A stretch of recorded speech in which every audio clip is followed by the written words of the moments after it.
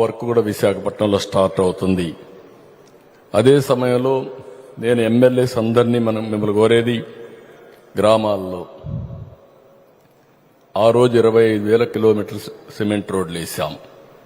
మిగిలిన అన్ని సిమెంట్ రోడ్లు వేసుకునే అవకాశం ఉంది. ఈరోజు మా అందరికంటే రిచెస్ట్ మ్యాన్ పవన్ కళ్యాణ్ గారు. ఎందుకంటే ఆయన దగ్గరే డబ్బులు ఉన్నాయి.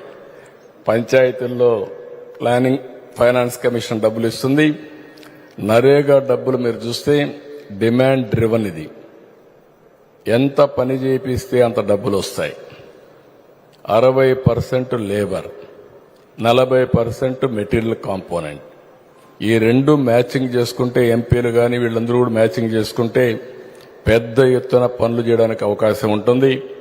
గ్రామంలో అన్ని పనులు చేసుకునే అవకాశం ఉంటుంది. అందుకే 17,000 కిలోమీటర్లు సిమెంట్ రోడ్లు వేయాలని, 10,000 కిలోమీటర్లు డ్రైనేజ్ కట్టాలని కూడా నిర్ణయించుకున్నాం. ఇవన్నీ కూడా వార్ ఫుటింగ్ లో పెడతాం. ఇంకో పక్కన ఇంటింటికి నీళ్లు ఇచ్చే కార్యక్రమానికి కూడా శ్రీకారం చుడతాం. రైతులు కూడా మీరు చూస్తే 1,670 కోట్ల రూపాయలు మనోహర్ అయితే గట్టిగా పనిచేసి దాన్ని కంప్లీట్ చేయించారు. దానివల్ల 1,670 కోట్ల రూపాయల బకాయిలన్నీ పూర్తి చేసేసాం. రాబోయే రోజుల్లో కూడా 2 days 48 hours లో ధాన్యం కొనుగోలు చేస్తే వాళ్లకు డబ్బులు ఇచ్చే బాధ్యత కూడా మన ప్రభుత్వం తీసుకుంటామని కూడా మీ అందరికీ హామీ ఇస్తున్నాం. ఇదే మరికి మళ్ళీ చాలా నిర్ణయాలు చేశాం. ఏదైతే ఆ రోజు మనం అనుకున్నటువంటి ఎన్డీఏలో ఇంటింటికి మీరు పోయి చెప్పారో అవి చాలా నిర్ణయాలు చేశాం. ఉదాహరణకు డ్రిప్ ఇరిగేషన్కి 90% మళ్ళా పెట్టాం. జలాశయాలన్నీ ఏదైనా రిపేర్లుంటే చేయడానికి 340 కోట్లు పెట్టాం. ఇంకొక పక్కన మీరు చూస్తే తుంగభద్ర డ్యాం ఎప్పుడు కూడా ప్రభుత్వం ఎంత యాక్టివ్గా ఉంటుందంటే, ఏదైతే అన్నమయ్య డ్యాం కొట్టుకొని పోతే ముఖ్యమంత్రి ఆ పక్కకు పోలేదు ఆనాటి ముఖ్యమంత్రి. పులిచెంతల గేటు పోతే గేటు పెట్టడానికి 2 సీజన్లు అయినాయి.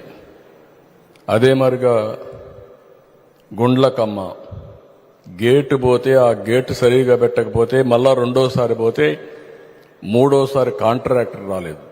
దానికి ఎంత డబ్బులంటే 10 కోట్లు. దానికి కూడా మనిషి రాని పరిస్థితి. అలాంటి సందర్భంలో మీరు ఒకసారి చూసినప్పుడు తుంగభద్రలో గేటు పోతే నేను కొండ నిమ్మల రామానాయుడు గారిని అదే మరి కేశవ్ గారిని అక్కడికి వెళ్ళమన్నాను. వెళ్ళారు. మన దగ్గర ఎక్స్పర్ట్ కన్నయ్య ఉన్నాడు. ఆయన రమ్మంటే కంటి ఆపరేషన్ చేసుకొని రాలేనంటే నా పేరు చెప్పగానే వచ్చి అక్కడ ప్రభుత్వం అనౌన్స్ చేశారు, గేటు పోయింది, ఈ సీజన్లో నీళ్లు రావు, ఓన్లీ డ్రింకింగ్ వాటర్కి ఇస్తామని అనౌన్స్ చేశారు. అలాంటి సందర్భంలో నీళ్లు పోయే సందర్భంలో అక్కడ కూర్చొని గేటు పెట్టి అది సక్సెస్ఫుల్ గా గేటు పెట్టి ఈరోజు తుంగభద్ర డ్యాం పూర్తయి 13,000 క్యూసెక్స్ ఆఫ్ వాటర్ కిందకు వచ్చే పరిస్థితి వచ్చిందంటే అది మన కమిట్మెంట్ అని చెప్పి కూడా నేను మీకు తెలియజేస్తున్నా. ఇలాంటివి ఏది కూడా వదిలిపెట్టడం లేదు మనం. దానికి కూడా కారణం మనకు అక్కడి నుంచి అనంతపురకు వాటర్ వస్తుంది, కరూరు జిల్లాకు వాటర్ వస్తుందనే ఉద్దేశంతో పంపించాం. అది కూడా మనం చేయగలిగాం. ఇంకొక పక్కన విశాఖపట్నం స్టీల్ ప్లాంట్ కూడా అనవసరంగా దీన్ని ఒక ఇష్యూ చేయడానికి ప్రయత్నం చేస్తున్నారు. వీళ్ళ జీవితంలో ఎప్పుడూ ఈ స్టీల్ ప్లాంట్ గురించి మాట్లాడలేదు. ఇంత మునుపు కూడా విశాఖపట్నం స్టీల్ ప్లాంట్ ఇదే మరికి ఇబ్బందుల్లో వస్తే ఆ రోజు కాపాడింది వాజ్పేయి గారి గవర్నమెంట్లో ఎన్డీఏ ప్రభుత్వం. రెండోసారి కూడా మళ్లీ ఇబ్బందుల్లోకి వస్తే దీన్ని కాపాడే బాధ్యత కేంద్రం రాష్ట్రంలో ఉండే ఎన్డీఏ ప్రభుత్వం తీసుకుంటున్నామని చెప్పి కూడా నేను మీకు తెలియజేస్తున్నా.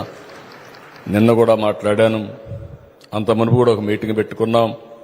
మొన్నే ఒక 500 కోట్లు రిలీజ్ చేశారు. ఆ డబ్బులతో ఇప్పుడంతా వర్క్ స్టార్ట్ చేశారు. తొందరలోనే అవసరమైతే ఇంకొక మీటింగ్ పెట్టుకుని విశాఖపట్నం స్టీల్ ప్లాంట్ని రన్ చేయడానికి ప్రైవేట్కి అప్పచెప్పకుండా గవర్నమెంటే నిర్వహించడానికి ముందుకు పోతున్నారు. అదే సందర్భంలో ఇక్కడుండే హైయెస్ట్ మెజారిటీ వచ్చింది గాజువాక.